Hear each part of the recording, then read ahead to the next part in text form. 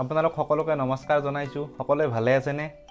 মই আজি প্ৰথম ব্লগটো আৰম্ভ কৰিম ভুৱনেশ্বৰৰ আটাইতকৈ ডাঙৰ মন্দিৰ লিংগৰাজ মন্দিৰ। গতিকে আপোনালোকে ভিডিঅ'টো শেষলৈকে চাব, সেই মন্দিৰৰ গোটেইখিনি দৃশ্য আপোনালোকে চাবলৈ পাব। বলক ভিডিঅ'টো সোনকালে আৰম্ভ কৰোঁ। মই এতিয়া ৰুমৰ পৰা ওলাই আহিলোঁ।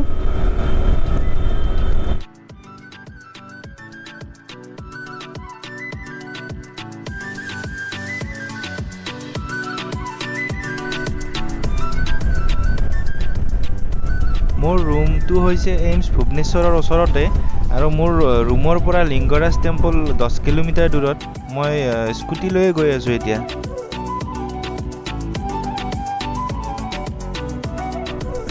আমি আচলতে মেইন দুৱাৰমুখ আহি পাই গ'লোঁ।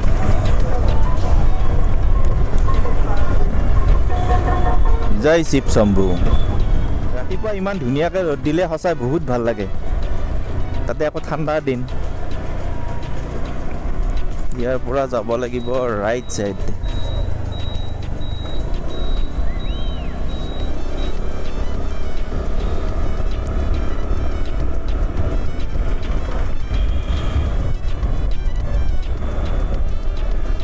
আমি আহি পালোৱে। এই লেফ্ট চাইডে এইখন লিংগৰাজ মাৰ্কেট। মানে ইয়াৰ ভিতৰত কি পোৱা যায় কি পোৱা নাযায় মই নাজানো বাৰু, ইয়াৰ ভিতৰত আহিম এদিন। বাকী মন্দিৰ পাব হৈ গ'লোঁ, 500 মিটাৰমান আছে চাগে। এনেকৈ আহি আমি মন্দিৰ পাই গ'লোঁ। জয় শিৱ শম্ভু। দেখিছেনে মন্দিৰটো?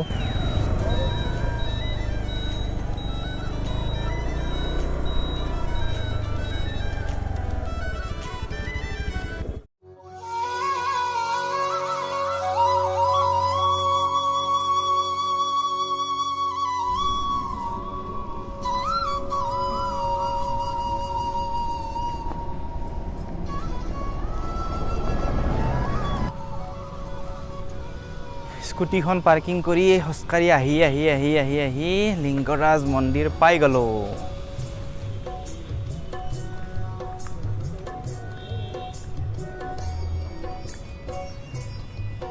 এইখনে হৈছে লিংগৰাজ মন্দিৰৰ মুখ্য দুৱাৰ।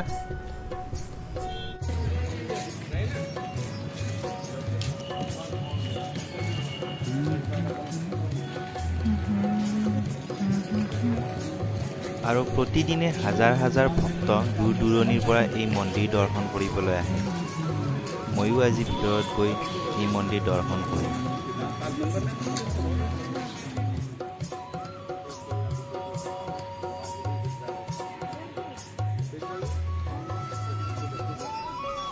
এই মন্দিৰটোৰ ভিতৰত মোবাইল বা কেমেৰা যিহেতু এলাও নাই, গতিকে মন্দিৰৰ ভিতৰত দৰ্শন কৰিব যাওঁতে মোবাইল বা কেমেৰা বাহিৰত থৈ দৰ্শন কৰিব লাগিব।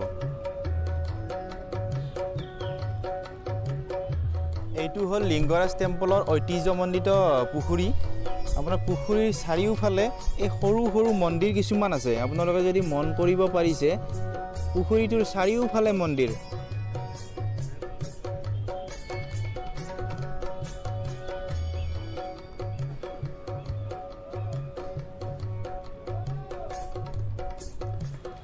মই মন্দিৰৰ ভিতৰৰ পৰা দৰ্শন কৰি আহিলোঁ, কিন্তু ভিতৰৰ দৃশ্য আপোনালোকক দেখুৱাব নোৱাৰিলোঁ নহয়। আচলতে ভিতৰৰ দৃশ্য এতিয়া আপোনালোকক দেখুৱাব পাৰিম। মই গম পোৱা নাছিলোঁ মন্দিৰটোৰ লগতে তেওঁলোকে এটা ধুনীয়া চেলফি পইণ্ট বনাই থৈ দিছে। এই চেলফি পইণ্টটোৰ পৰা মন্দিৰটোৰ গোটেইখিনি দৃশ্য চাব পাৰি। বলকচোন চাওঁ।